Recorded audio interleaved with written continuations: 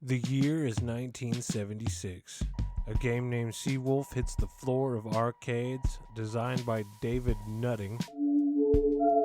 This is the first arcade game to introduce high scores, a small attribute of gaming that would spark the impulses and minds of the youth that played them in a big way. Beat everyone else. Games like Pac-Man, Galaga, Donkey Kong would come along years later, sporting a high score system in their games. It was already too late. Young lads with their morality still intact, such as Billy Mitchell, Steve Wiebe, and these two guys.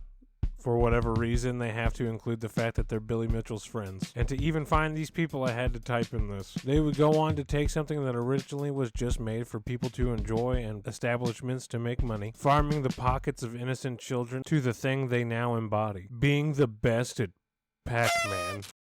Now this is a real man. This trend doesn't just stop with arcade games. Speedrunners take single-player games and made them into choreographed marathons needing precision and mental dexterity lasting hours, others only minutes. Imagine beating Final Fantasy VII in an hour and 34 minutes. Imagine willingly subjecting yourself to doing it over and over again just to try to shave off a second or two. It's not only just well-known games either. Thousands of players right on the front page, and at number 2, what the fuck is that? This website has records on over 200,000 games of people just competing to be the fastest at their preferred game on their preferred platform. Not all companies are okay with their games being seen in a competitive light. Nintendo is the raid boss of this idea. They seem to never want to acknowledge the pro scene of Super Smash. Recently, Nintendo ended up partnering with Panda, who in turn tried to strong-arm tournament organizers into doing it their way. Of course, the people that had been doing this for years refused.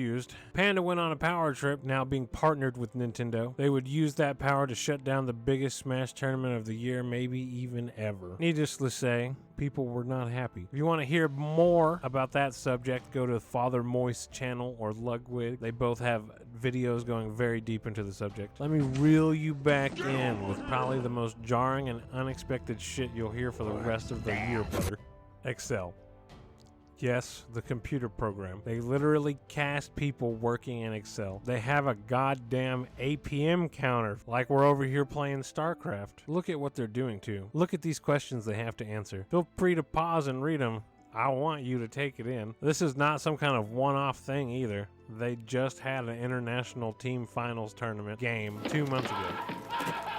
This brings me to Sorcery. The company has gone on to say the game is casual. One set a year, huge sets, a lot of time to get used to the cards, figure stuff out, play it with your fam, play it with the boys, sit down, chill. And that's 100% cool, if that's what you want to do. For someone like me, you've put me into a battle with another human being. Now, I'm super sportsmanship-centric, so I'm not gonna flip the table, peel your face off, and wear it, but I'm here to win 100%.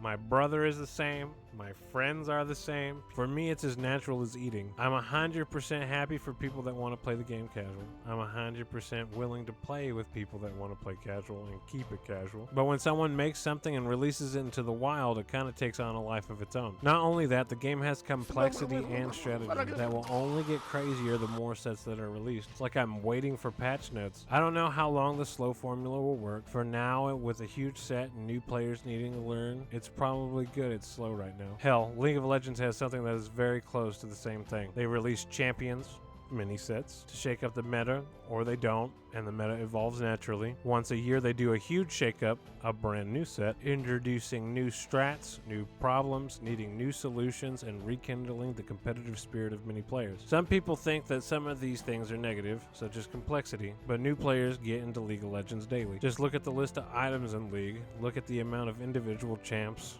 each having 4 or more abilities. Talk about complicated. And that's just surface level too. To sum up everything, whether a game was meant to be 2 players against each other, or it was meant to be played alone as a story to be enjoyed alone, or a piece of software that was meant to mess around with formulas, people will find a way to 1v1 each other to see who's the best. Sometimes it gets complicated, and that's alright. You're the ultimate learning machine. It's just another challenge to overcome. No matter how you enjoy the game, be it collector, investor, player, casual, or competitive, we all enjoy Sorcery. We're all a part of this ecosystem, and I'm glad you're here. Now, if you want to 1v1 me, bruh, come at me, bruh. I will take your metaphorical lunch money and buy a fat-ass slab of ass whooping for you.